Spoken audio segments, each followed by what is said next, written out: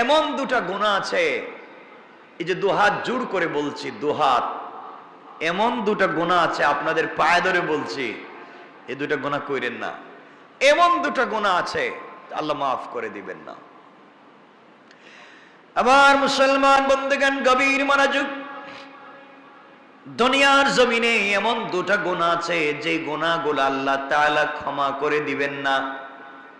আপনি যত বড় বুজুর্গ হন না কেন, আপনি যত বড় আল্লাহওয়ালা হন না কেন, আপনি যদি দুনিয়ার জমিনে 1000 কোটি টাকা আল্লাহর রাস্তায় দান করে ইন্তেকাল করে থাকেন, মসজিদ মাদ্রাসা বানিয়ে যে থাকেন, 24টা ঘন্টা তাহাজ্জুদে কাটিয়ে দিয়ে থাকেন, হয়তো আল্লাহ তাআলা আপনার কিছুই কবুল করবেন না।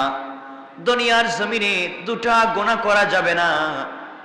আপনি নামাজ পড়েন নাই, সালাত ঠিক মতো পড়েন নাই, আপনি ঠিক মতো নামাজ পড়েন নাই, ঠিক মতো সালাত করতে পারেন নাই, আল্লাহ তাআলা চাইলে আপনাকে ক্ষমা করে দিতে পারে।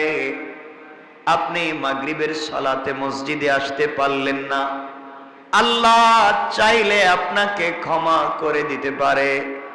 আপনি চেষ্টা করেছেন ফজরের সালাতে মসজিদে আসবেন, আসতে পারলেন না, আপনি ঠিকমতো সালাত পড়তে পারেন নাই, আল্লাহ তাআলা চাইলে আপনাকে ক্ষমা করে দিতে পারে। আপনি ঠিকমতো রোজা রাখেন নাই, আল্লাহ তাআলা চাইলে ক্ষমা করে দিতে পারে। আপনি হজ করলেন না, আল্লাহ তাআলা চাইলে ক্ষমা করে দিতে পারে। এক কথায় আল্লাহ তাআলার হক আপনি নষ্ট করেছেন, আল্লাহ তাআলা ক্ষমা করে দিতে পারে। আপনি হয়তো বেখেয়ালে যৌবনের ধাঁধায় পড়ে আপনি জিনা করে ফেলেছেন, আল্লাহ তাআলা আপনাকে ক্ষমা করে দিতে পারে। আপনি এর চাইতে মারাত্মক অপরাধ করে ফেলেছেন, আল্লাহ তাআলা আপনাকে ক্ষমা করে দিতে পারে। আল্লাহ তাআলা বলছেন, দুনিয়ার জমিনে বান্দা যদি আমার হক নষ্ট করে ফেলে আর কোন একটা সময় হাত উঠাইয়া আমার কাছে তওবা করে, এটা আমার বান্দার ব্যাপার আর আমি আল্লাহর ব্যাপার। আমার কাছে তওবা করলে হয়তো ক্ষমা করে দিতে পারি, দুনিয়ায় যদি তওবা না করে আখিরাতে আমি আল্লাহ চাইলে ক্ষমা করে দিতে পারি, যদি তার ভিতরে ঈমান থাকে। আমার বন্ধুগণ মনে রাখবেন, কিয়ামতের দিনে হিসাব নিকাশের পরে জান্নাতীরা যখন জান্নাতে পৌঁছে যাবে, জাহান্নামীরা যখন জাহান্নামে পৌঁছে যাবে, আল্লাহ তাআলা ফেরেশতাদেরকে বারবার ডাক দিয়া বলবেন, জাহান্নামের সরদার মালিক, 100 বছর হয়ে যাচ্ছে জাহান্নামের দরওয়াজা বন্ধ করে দিয়েছি, তুমি খুঁজে দেখো না জাহান্নামের ভিতরে আমার কোন বান্দা আছেনি যার ভিতরে ঈমান ছিল, যার ভিতরে ঈমান ছিল এমন কোন বান্দা আছে কিনা একটু দেখো। ফেরেশতা খুঁজতে থাকবে, জাহান্নামে কোথাও খুঁজে পাবেন আল্লাহ নাই, কাউকে খুঁজে পাচ্ছি না। আল্লাহ তাআলা বলবেন, আবার দেখো। ফেরেশতা খুঁজতে খুঁজতে জাহান্নামের একেবারে নিচে গিয়ে, একেবারে নিচে, যার নিচে আর কিছু না, এমন জায়গায় গিয়ে দেখবেন দুটা পাথরের চিপায় একটা রূহ পড়ে চিৎকার করে শুধু বলছে, ইয়া হান্নান, ইয়া হান্নান, ইয়া মান্নান, ইয়া হান্নান, ইয়া মান্নান। দুটা পাথরের চিপায় পড়ে চিৎকার করে ডাক দিচ্ছে জাহান্নামের নিচে। ফেরেশতা আল্লাহ তাআলাকে ডাক দিয়ে বলছেন, আল্লাহ তাআলা একটা রূহ চিৎকার করে করে ডাকছে। আল্লাহ বলবেন, এর অন্তরের ভিতরে সরিষার দানা পরিমাণ ঈমান ছিল, গুনাহ করেছে, নাফরমানি করেছে, আমার হক নষ্ট করেছে, আমি ক্ষমা করে দিয়েছি, তোমরা আমার বান্দাকে উঠাও, আমার বান্দাটাকে জাহান্নামের অতল গহ্বর থেকে উঠাইয়া জীবন নদীতে গোসল করাইয়া, পাক সাফ করাইয়া, হায়াতের সাগরে গোসল করাইয়া আমার বান্দাকে তোমরা জান্নাতের দিকে নিয়ে যাও। ওই সময় আল্লাহর বান্দা ডাক দিয়া বলবে, আল্লাহ তাআলা, আমি আপনার জান্নাত চাই না, আপনি আমাকে জান্নাত দিবেন বলেছেন, আমি জান্নাত চাই না, আমাকে জাহান্নাম থেকে উঠাইয়া জাহান্নামের গর্তের পারে আমাকে রেখে দেন, জাহান্নামের গেট পর্যন্ত বসাইয়া দেন, আমাকে আর কিছু করা লাগবে না। আল্লাহ রাব্বুল ইজ্জতুল জালাল জানতে চাইলেন, গোলাম, দীর্ঘ বৎসর থেকে আমার কাছে শুধু চিল্লাচ্ছ আর ডাকতেছো, কোনো জিনিস জীবনে আর চাইবা না, তোমাকে জাহান্নাম থেকে উঠাইয়া দিলে আর কোনো জিনিস চাইবা না, ও বান্দা, তোমাকে কি জাহান্নামের উপরে উঠাইয়া দিলে চলবে? বান্দা জাহান্নামের উপরে উঠে গিয়েছে, ফেরেশতারা তাকে রেখে দিয়েছেন দীর্ঘদিন, এভাবেই চলে যাচ্ছে, আবার চিৎকার করে কান্না করবে আর বলবে, আল্লাহ তাআলা, ও মুনিব, আপনি দয়া করে জাহান্নামের নিচ থেকে আমাকে উঠালেন, জাহান্নামের গেট পর্যন্ত বসায় রেখে দিয়েছেন। আল্লাহ তাআলা ওখান থেকে জান্নাতের গেট দেখা যায়, জান্নাতের ভিতরে তোমার বান্দারা ঘুরে আমি দেখতে পাই। আল্লাহ, তোমার কাছে জীবনে আর কিছুই চাইব না, তুমি কি আমাকে একটু জান্নাতের গেটের কাছাকাছি নিয়ে দিবা? আমাকে তুমি জান্নাতের কাছ পর্যন্ত পৌঁছায়া দাও, আমি ওখানে বসে বসে বসে বসে বাকি সময়টুকুন কাটাইয়া দিতে চাই। আল্লাহ তাআলা বলবেন, বান্দারে, এটাই কিন্তু তোমার চাওয়া শেষ, আর চাইতে পারবা না। তোমার অন্তরের ভিতরে সরিষার দানা পরিমাণ নেকামল ছিল, রব তোমাকে জাহান্নাম থেকে উঠে দিয়েছি, এরপরে তুমি চাইলা জান্নাতের কাছাকাছি গেট পর্যন্ত পৌঁছে দিলাম, যাও। ওখানে থেকে পৌঁছে দেওয়া হারাম। জান্নাতের গেট যখন খুলে দেওয়া হয়, জান্নাতের নিয়ামতের সুবাসগুলা তার বডিতে লাগে। আল্লাহু আকবার বলেন। তার বডিতে জান্নাতের সুবাস লাগতে থাকে, জান্নাতের নিয়ামতগুলা লেগে যায়। জান্নাতের ভিতরে তাকায়া দেখে তার কত বন্ধু দুনিয়ার জমিনে ঠিক মতো সালাত পড়েছে, সে ঠাট্টা বিদ্রুপ করেছে, সে তার পাশের দোকানি নামাজ পড়ার কারণে আজকে জান্নাতি। তার ঘরের পাশের লোকটা গরিব ছিল, 3 বেলা খেতে পারতো না, আজকে জান্নাতি। আর তিনি দুনিয়ার জমিনে কোটি টাকার দালানে ঘুমাইছেন, আজকে জাহান্নামী। তাকাইয়া দেখতেছে কত গরিব মানুষ জান্নাতে ঘুরে, তার সহপাঠী কত বিজনেসম্যান জান্নাতে ঘুরে, সে জাহান্নাম থেকে উঠে আসছে, জান্নাতের গেটে বসে বসে কান্দে। আল্লাহ রাব্বুল ইজ্জতুল জালাল ডাক দিয়া বলছেন, বান্দা এবার কান্না করো, ব্যাপার কি? গোলাম ডাক দিয়া বলছে, আল্লাহ তাআলা, আমি কান্না করি শুধু আপনার জন্যে, আমার জন্যে কান্না করো কেন? আয় আল্লাহ তাআলা, এই জন্যে কান্না করি, আমি তো গুনাহগার, আপনার নাম তো আজিজুল গফফার। আয় আল্লাহ তাআলা, আপনি আমাকে জাহান্নাম থেকে উঠিয়ে দিয়েছেন, জান্নাতের গেট পর্যন্ত পৌঁছে দিয়েছেন।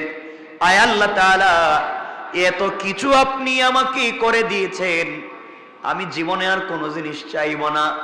আল্লাহ রাব্বুল ইজ্জতুল জালাল বলছেন, তুমি তো বারবার বলতো চাইবা না, আবার চাও। এবার বান্দা বলছে, আল্লাহ তাআলা, আমি তো গোলাম, আমি তো বারবার ওয়াদা ভঙ্গ করতে পারি, আমি তো গুনাহ করতেই পারি, আমি কথা বলে কথা না রাখতে পারি, কিন্তু সৃষ্টির মধ্যে একমাত্র যিনি আমাদের রব, আর পুরা দুনিয়া তার সৃষ্টি, রব কাউকে কোনো ওয়াদা দিলে সেই ওয়াদাকে ভেঙে দেয় না।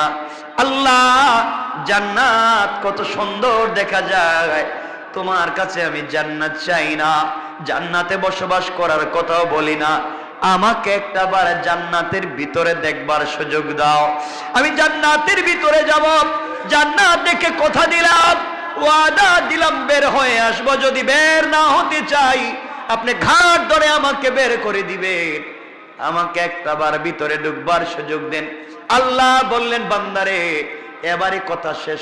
আল্লাহ, আমিও তোমার কসম খায় বললাম, এবারে কথা শেষ। সুবহানাল্লাহ বলবেন। আল্লাহ বলেন, এবারে কথা শেষ, আর কোন জিনিস চাইতে পারবে না, ঢুকলেই বের হওয়া লাগবে। বান্দা বলছে, আল্লাহ, আমিও কথা দিলাম, এবার কথা বলা শেষ, আর কোনদিন চাইব না।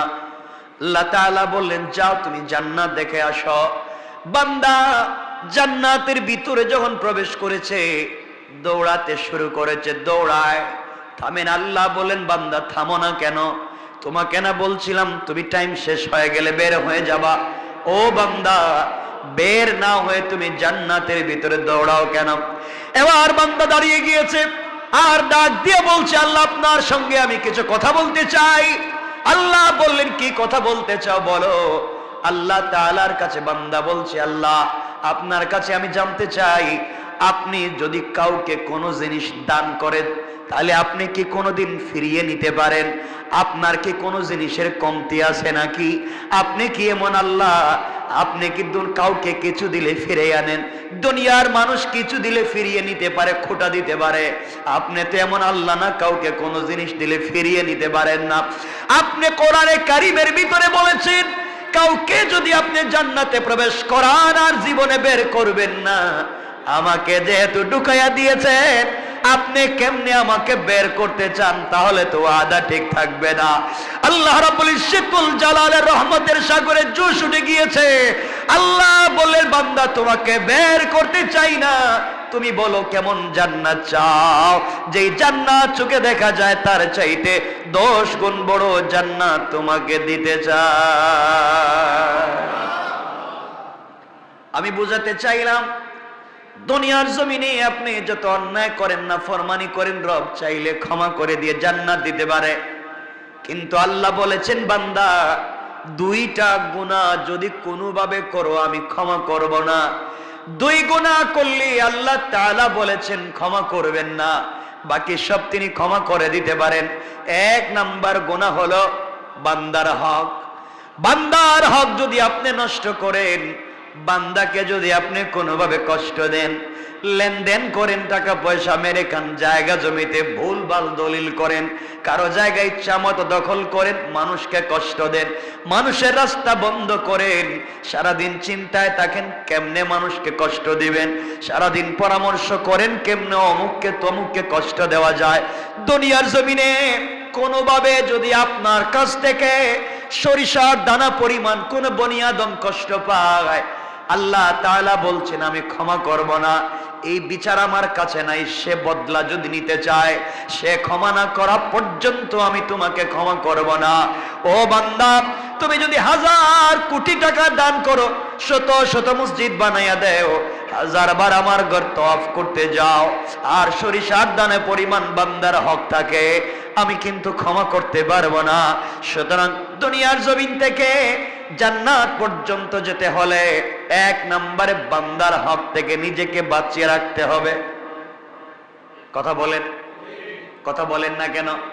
বান্দার হক নষ্ট করা যাবে না, বান্দাকে কোনোভাবে কষ্ট দেওয়া যাবে না, মানুষকে কোনোভাবে কষ্ট দেওয়া যাবে না, টাকা খায়া গ্রামের বিচার করা যাবে না, জায়গা জমি দখল করা যাবে না, ভাই বোনকে ঠকানো যাবে না, মা বাপকে ঠকানো যাবে না, স্ত্রী সন্তানকে ঠকানো যাবে না, আত্মীয় স্বজনকে ঠকানো যাবে না। যার যে হক আছে হক আপনি পৌঁছে দিবেন। কারো উপকার করতে না পারেন ক্ষতি করতে যাবেন না, কারণ বান্দা আল্লাহ তাআলা বলে দিয়েছেন বান্দার যখন হক নষ্ট করা হয়, যে হক নষ্ট করে তার নাম জালেম, যার হক নষ্ট হয় তার নাম মাজলুম।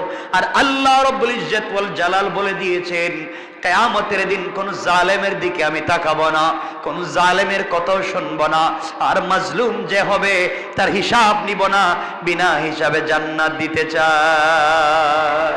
সুবহানাল্লাহ, জোরে বলেন। এই জন্য দুনিয়ার জমিনে চলার পথে আমরা যদি ঠকে যাই, কেউ যদি আমাদেরকে কষ্ট দিয়ে থাকে, আমাদের হক নষ্ট করে থাকে, আমাদের জায়গা জমি দখল করে থাকে, আমাদের টাকা পয়সা মেরে খেয়ে থাকে, আমাদেরকে কষ্ট দিয়ে থাকে, সুযোগ থাকলে ক্ষমা করে দিবেন, হয়তো আল্লাহ আপনাকে বড় করে দিবেন। কিয়ামতের দিন হয়তো আপনি তাকে ক্ষমা করবেন না। আপনাকে যদি কেউ কষ্ট দেয় আর আপনি যদি মাজলুম হয়ে যান, গভীর রাত্রে হাত উঠে চোখ থেকে পানি ছেড়ে দেন। আল্লাহ রাব্বুল ইজ্জতুল জালাল বলেছেন কোন জিনিস দিয়া আমার তখত তৌসকে, আমার আরশে আজিমকে কাঁপানো যায় না, কিন্তু মাজলুমের চোখ থেকে 1 ফোঁটা পানি পড়ে গেলে আমার পুরা আরশ যেন কেঁপে যায়। জন্য এক নাম্বার, কোনোভাবে কোনো কৌশলে কোনোভাবে বান্দার হক নষ্ট করা যাবে না। যার যত হক আছে, যার যত প্রাপ্য আছে তাকে পৌঁছে দেওয়া লাগবে ইনশাআল্লাহ। সবাই বললেন না? যার যে প্রাপ্য আছে পৌঁছে দিবেন, হক নষ্ট করবেন না। আপনি বড় মানুষ, আপনি এলাকার বড় মানুষ, আপনি বাড়ির বড় ভাই, আপনি জায়গা জমি নিজের নামে নামজারি করালেন, প্রিন্ট করালেন, দলিল করলেন, বুয়া বানালেন, আপনি জায়গা জমি দখল করলেন, সব বাড়িতে থাকবে, সব দুনিয়ায় থাকবে, আপনাকে কিয়ামতের দিন হিসাব দেওয়া লাগবে। এই জন্য এগুলা সব ভুলে যান, মানুষকে কষ্ট দেওয়া যাবে না। আজকাল গ্রামগঞ্জে দেখবেন মানুষকে, বা ঢাকা শহরেও দেখবেন মানুষকে যারা কষ্ট দেয়, মানুষের হক যারা মেরে খায়, ইন্তেকালের সময় কিন্তু তাদের বহুত কষ্ট হয়। কথা বলো, এটা বহুত কষ্ট। মানুষের হক নষ্ট করলে মরার সময় কষ্ট হবে। তাহলে এক নাম্বার, বান্দার হক নষ্ট করা যাবে, বলেন না যাবে। দুই নাম্বার, শিরিক করা যাবে না। আল্লাহ রাব্বুল ইজ্জত ওয়াল জালাল বলেছেন, ইন্নাহু মাইয়ুশরিক বিল্লাহ ফাকাদ হারামাল্লাহু আলাইহিল জান্নাহ ওয়া মাওয়াহুন নার। আল্লাহ রাব্বুল ইজ্জত ওয়াল জালাল বলে দিয়েছেন, যারা আমি আল্লাহর সঙ্গে শরীক করলো, হারামাল্লাহু আলাইহিল জান্নাহ, তার জন্য জান্নাত একেবারে হারাম। ওয়া মাওয়াহুন নার, তার অরিজিনাল ঠিকানা জাহান্নাম। ওয়া মা লিয-যালিমিনা মিন আনসার, কিয়ামতের দিনে কেউ তাকে সাহায্য করতে পারবে না। তাহলে বোঝা গেল শিরিক করলে অরিজিনাল ঠিকানা জাহান্নাম, পাবলিকের হক মেরে খাইলে অরিজিনাল ঠিকানা, বলেন কেউ মাফ দিবে? কেউ মাফ করাবে? আল্লাহ মাফ দিবেন? শিরিক মাফ হবে না। মানুষের হক মাফ হবে, মাফ করাতে চাইলে দুনিয়ায় মৃত্যুর আগে যার হক নষ্ট করছেন তার হক তাকে পৌঁছে দেন। আপনারা মনে করছেন আস্তাগফিরুল্লাহ আস্তাগফিরুল্লাহ আস্তাগফিরুল্লাহ, এটার নাম মনে হয় তওবা। এটা তো ভুয়া জিনিস। পাবলিক রে মাইরা খাইয়া সারাদিন আস্তাগফিরুল্লাহ বলে কোনো সওয়াব নাই। পাবলিক রে ঠকাইয়া রাত দিন আস্তাগফিরুল্লাহ বলার মধ্যে কোনো সওয়াব, বলেন কোন সওয়াব? তওবা হচ্ছে যার যে হক তার কাছে হক পৌঁছে দেওয়া, এটার নাম তওবা। কথা বুঝতে পেরেছেন? এজন্য যারা কলেজে পড়েন, ইউনিভার্সিটিতে পড়েন, আপনি ইউনিভার্সিটির কাছাকাছি কত ক্যান্টিন আছে, আপনি কত সিঙ্গারা সমোসা খাইছেন, কত রং চা খাইছেন। আঙ্কেল বিল দিমুনে, এই যে দিমুনে বলছিলেন আর নাই, হয় না এগুলা? আমরাও তো পড়ে আসছি। বিকালে নাস্তার টাইমে চা খাইছেন দিমুনে, আগামী মাসে আব্বা টাকা পাঠাইলে কই? হয়তো আপনি এখান থেকে চলে গিয়েছেন, অন্য জায়গায় চাকরি নিয়েছেন, আপনি সব ভুলে গিয়েছেন। হয় না এগুলা? আপনি এখানে একটা বাসা ভাড়া নিয়েছেন, এক মুদি দোকান থেকে আপনি হয়তো কোনো জিনিস 2, 4, 5, 10, 20 টাকা নিয়েছেন, ভুলে গিয়েছেন। এই যে হক, মাফ হওয়ার কোনো সম্ভাবনা নাই, কোনো সম্ভাবনা নাই। ওটা আল্লাহর খাতায় লেখা আছে, কিয়ামতের দিন বাইর করে দিবেন। বলবেন ইকরা কিতাবাকা, পড়ো তোমার এই কিতাব, কাফা বিনাফসিকাল ইয়াওমা আলাইকা হাসিবা। যা করে আসছিলা পিছনে, এই যে দিলাম, পড়ে পড়ে দেখো ঠিক আছে নি। এখন ওই সিঙ্গারা সমোসার হিসাব দেওয়া লাগবে, ওই রংচার হিসাব দেওয়া লাগবে। এজন্যে আমরা এগুলা দেখবো। আমরা চাকরির সুবাদে বিভিন্ন জায়গায় বসি, আমরা ঋণ করি, আমরা টাকা পয়সা দোকান থেকে কিছু খাই, হয়তো টাকা দেই না। এরপরে দেখবেন রিক্সাওয়ালারে আমরা ভাঙতি দেওয়ার সময়, ভাই এই টাকাটা নেন, 2 টাকা ভাঙতি নেই, অন্যদিন। আচ্ছা, অন্যদিন কি রিক্সাওয়ালারে পাওয়ার সম্ভাবনা আছে? আপনারা তো বলেনি যে অন্যদিন যদি দিমুনে বাড়াইয়া, বলেন না কথাগুলো অনেকে? অন্যদিন দিবেন বাড়াইয়া, তো অন্যদিন পাইলে নেড়ে দিবেন। এটা করবেন না। পাবলিকের হক বড় সেনসিটিভ ব্যাপার। কোনো তাহাজ্জুদে কাজ হবে না, কোনো সাজদায় কাজ হবে না, কোনোভাবেই কাজ হবে না। এগুলো মাফ নিতে হয়। এজন্য আল্লাহর ওয়াস্তে আমরা কোনোভাবেই বান্দার হক নষ্ট করব, সবাই বলেন না, নষ্ট করব। শিরিক করব এই দুইটা জিনিস মাথায় রাখবেন। আল্লাহ রসুল বলছেন তোমরা আমাকে দুই জিনিসের গ্যারান্টি দাও। এই হাদিসে আল্লাহ রসুল বলছেন তোমরা আমাকে দুই জিনিসের গ্যারান্টি দাও। একটা হচ্ছে বান্দার হক মেরে খাবা না, আল্লাহর সঙ্গে শিরিক করবা না, আমি তোমাদেরকে জান্নাতের গ্যারান্টি দিলাম। অন্য হাদিসে বলেছেন তোমরা তোমাদের মুখকে হেফাজত করো, লজ্জাস্থানের হেফাজত করো, আমি তোমাদেরকে জান্নাতের গ্যারান্টি দিলাম। তে আমরা এখানে শুধু আমি এতটুকুন বলছি, আমরা বান্দার হক নষ্ট করব না, আর কথা বলেন না শিরিক বুঝেন তো, আল্লাহর সাথে শরীক করা, অংশীদার বানানো, মত মনে করা, আমরা এগুলো করব না। দোকান না খুললে পেট চলবে না, ছেলে বিদেশ থেকে টাকা না পাঠালে আমার চলবে না।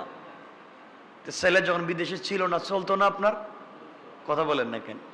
দোকান যখন বন্ধ ছিল চলে নাই আপনার। এই ছোটখাটো কথাও শিরিক হয়ে যায়। মানে রাখবেন এগুলার থেকেও আমাকে বাঁচতে হবে। শিরিক ফি জাত, শিরিক ফি সিফাত, শিরিক ফিল আমাল। আমলি শিরিক থেকে বাঁচতে হবে, জাতি শিরিক থেকে বাঁচতে হবে, সিফাতে শিরিক থেকে বাঁচতে হবে ইনশাআল্লাহ। কয় জিনিস? আজকের পুরো আলোচনা থেকে আমরা বাঁচবো কয় জিনিস থেকে? এক, বান্দার নষ্ট করা যাবে। দুই, শিরিক করা যাবে।